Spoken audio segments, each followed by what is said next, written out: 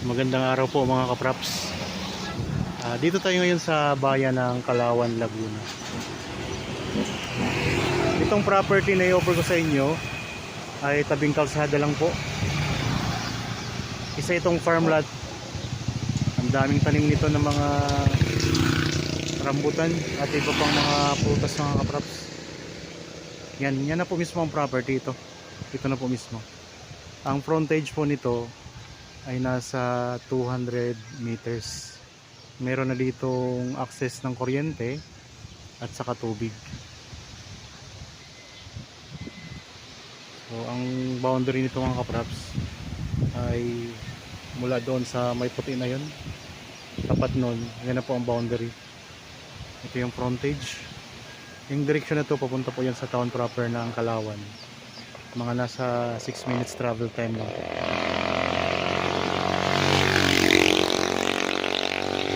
Tapos dito sa kabila, ito naman ay papunta sa bayan ng Bae. Papuntang Bae po ito mga kapraps, itong direksyon na to.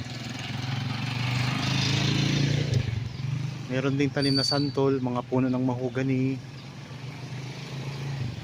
So habang kayo po ay nagpapahinga, samahan nyo po ako sa pag-iikot dito sa property. Ako nga po pala si Bads, ang inyong kasama para sa virtual viewing ng mga property na i-offer namin. Tara, pasok tayo. Yan, meron na po itong gate mga kapraps.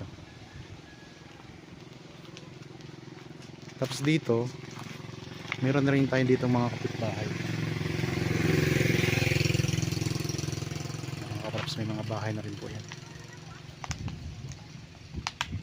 Yan yung kaharap ng gate ng property.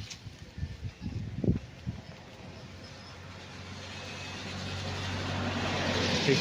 Ang sukat po nito ay 7 hektarya mga kapraps, malawak. Yan, tingnan nyo yung mga tanim dito.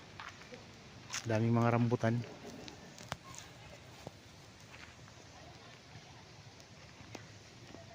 So income generating property to. Rambutan, mga santol, yung mga puno ng mahogany. Ang daming mga rambutan. Ito mga mahogany dito.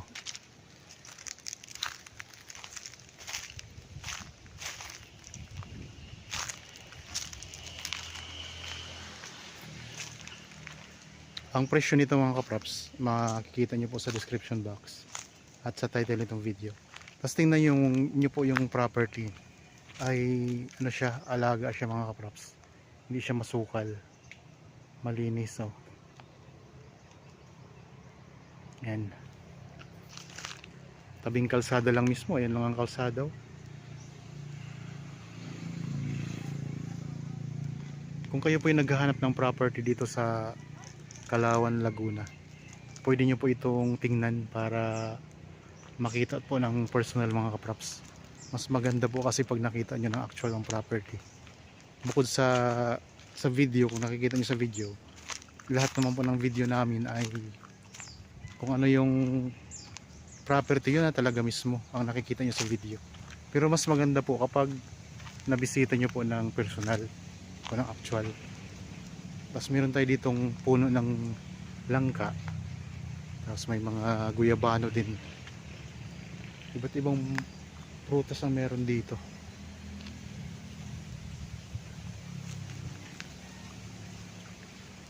Lawak to, 7 hektarya mga kapaps. Dito sa part ng property meron siyang lupa na palalim, parang may sapa yata dito mga kapaps na maliit. Yan, merong sapa oh. So merong sapa na maliit mga kapaps ito. Itong malalim na bahagi. May tubig din naman yung sapa. Dito tayo ngayon sa may bandang gitna ng property mga kapaps.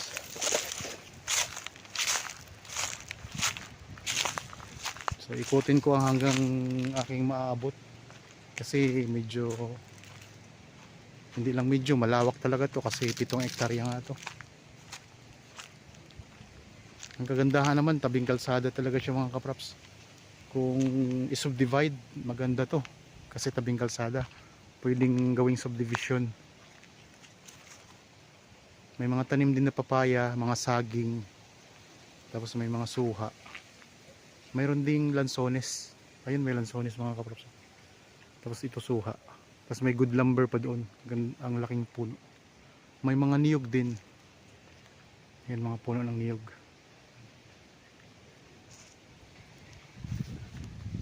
Tingnan nyo, hanggang doon ay malinis yung lupa niya. Napakarami talaga niyang tanim na rambutan mga kaprops. So punta naman tayo doon sa side na yun, sa gilid na yun. Kaya habang kayo po ay nagpapahinga dyan at nagre-relax sa inyong kanya-kanyang pamamahay, samahan nyo lang po ako sa pag-ikot dito sa property. Ang distansya nito sa bayan naman ng Bae ay nasa, estimated ko lang din po mga kaprops, mga 10 minuto. Kung susobra man sa 10 minuto, kunti lang.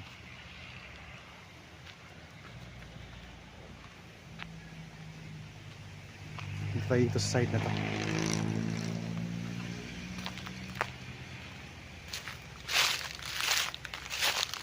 Merong puno ng kawayan dito sa may bandang sapa, sa dulo ng sapa. Sa mga nanonood ngayon na meron ding property na gustong ibenta at wala pa kayong buyer mga kaprops, pwede kaming tumulong sa inyo sa paghanap ng buyer. Bibidyoan lang namin yung property ninyo at amin pong i-feature dito sa YouTube channel ko para mahanapan po natin ang buyer. Tapos sa mga buyer naman po na nagtiwala sa amin, maraming salamat po sa inyo. Sa mga nakasama na namin sa tripping, shout out po sa inyong lahat. Di ko kayo maisa-isa kasi marami na po akong nakasama sa tripping o site visit sa property na nakapost na dito. Tapos marami na rin po tayong mga buyer na nakabili na dito sa pamamagitan po namin. So nagpapasalamat po kami sa inyong pagtitiwala. O sa mga naghahanap pa rin po ng property, marami po tayong mga nakapost dito, iba-ibang sukat, iba't ibang uri ng property, farm lot, commercial lot, mayroong residential. So marami pa tayong mga naka-post dito sa YouTube channel mga kapops. Tapos meron din naman akong Facebook page. Ganun din po ang pangalan ng Facebook page ko, Budget Properties.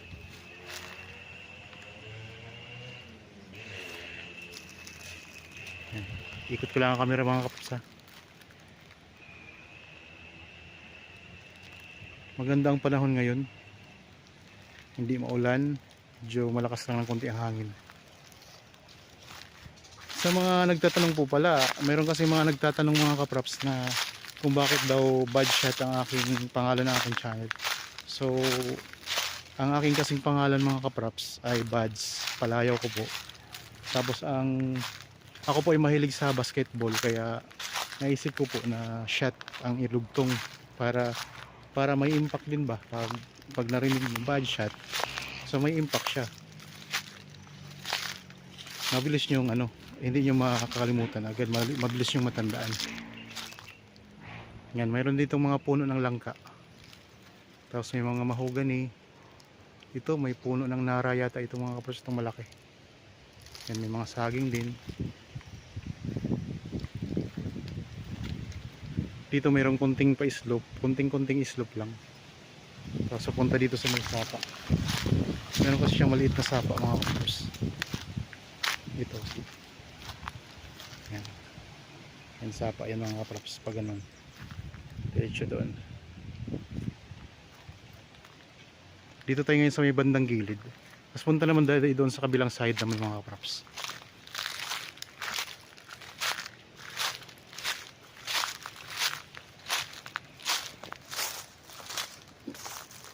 Sa mga kasamahan naming ahente na nanonood din dito sa channel, mga agent po dito sa Laguna, mga nakasama namin o yung mga hindi pa namin nakasama, kung meron din kayong property na gustong ibenta, may binibenta kayo na hindi nyo pa rin nahanapan ng buyer mga kaprops, pwede po kami mga tulong sa inyo bilang ahente po. Kontakin nyo lang po kami sa mga contact details na nakikita nyo po sa inyong mga screen. Meron tayong Viber, meron din tayong cellphone number, Facebook Messenger, WhatsApp. para pagtulungan nating ibenta yung property ninyo na hawak mga kaprops.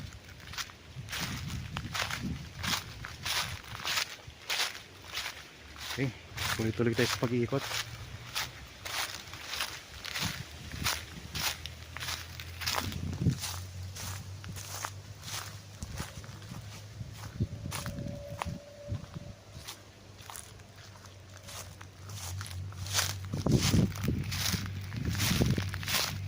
Punta tayo doon mga kaprops sa side naman yun.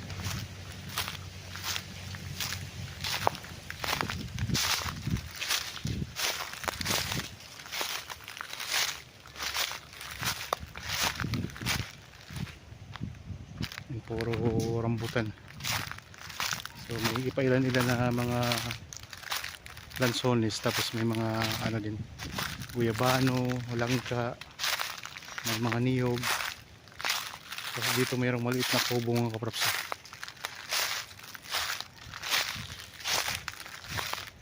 Ayun lang po ang kalsada doon. Yun lang ang kalsada.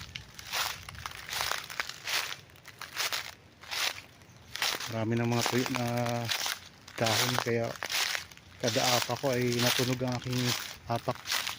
Tapos dito mayroong ano, mayroon din palang puno ng durian dito mga kaprops. Yan, ito puno yan ng durian. Tapos mayroong kubo dito, yun yung tinutuluyan ng caretaker pag nandito siya. Siya kasi yung nag-aalaga dito sa property.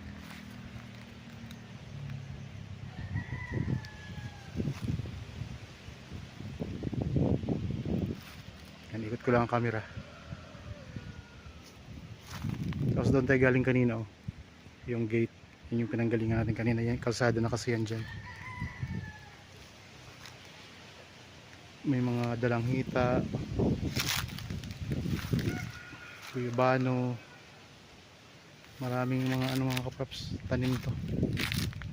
Pwede tong ano pwede kayong mag-alaga dito ng mga manok panabong. Wag lang po yung poultry mga kaprops, bawal na po dito ang poultry.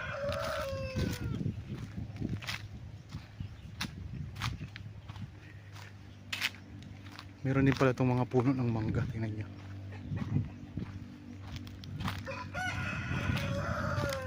Dito sa area na to, ayan mga puno ng mangga, daming puno ng mangga mga kaprops.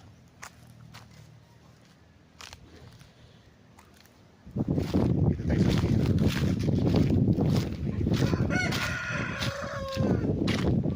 Puntahan naman natin yung manggahan.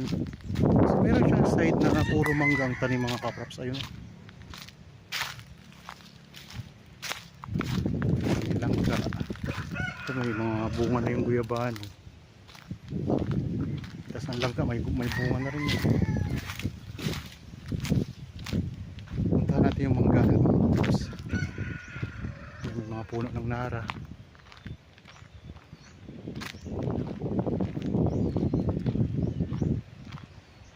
So kung interested kayo sa property, kontakin nyo lang po kami. Meron din palang puno ng suha. Ito may guyabano pa dito. Merong santol doon sa may unahan. Tapos dito manggahan naman itong mga kaprops. Ano itong area na to, puro mangga naman ang tanim.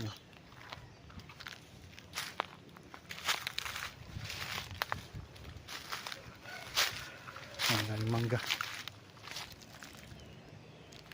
Pasok tayo dun sa manggahan. Nandito tayo ngayon sa may bandang gilid ng property. Kasi ang mga mangga na to nandito sa may bandang gilid. Kita nyo naman, oh. Malinis yung loob ng property ng kaprops. Puro mangga ito dito. Ito lang camera.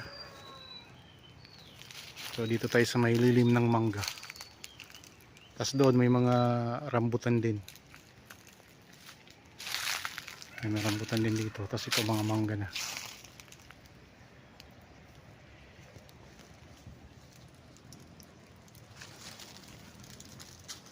Sa bandang gilid to mga kaprops ha. Kasi ang boundary nito, ayun ang boundary nito. Ayun, pagkalampas na natin ng rambutan na yun, boundary na po yan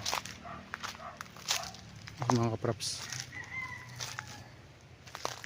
Dito na tayo sa pinakagilid nitong property.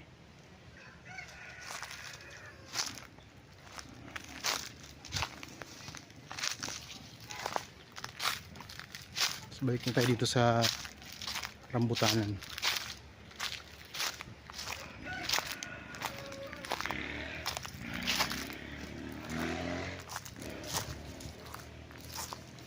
Pwede ka dito mag-alaga ng mga kambing, baka, kabayo, mga manok panabong, pwede po dito.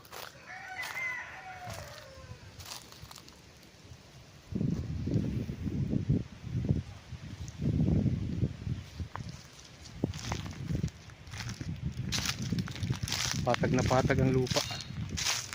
Wala kayong makitang mga kaprops, hindi patag, no? Patag na patag talaga siya. Nandito na tayo ulit sa may mga tanim na rambutan naman. Bumalik na tayo dito. Okay mga kaprops, dito ko na po tatapusin ang video. So ulitin ko lang po, ang sukat nito ay 7 hektarya dito sa Kalawan, Laguna. Ang mga tanim, napakaraming mga rambutan.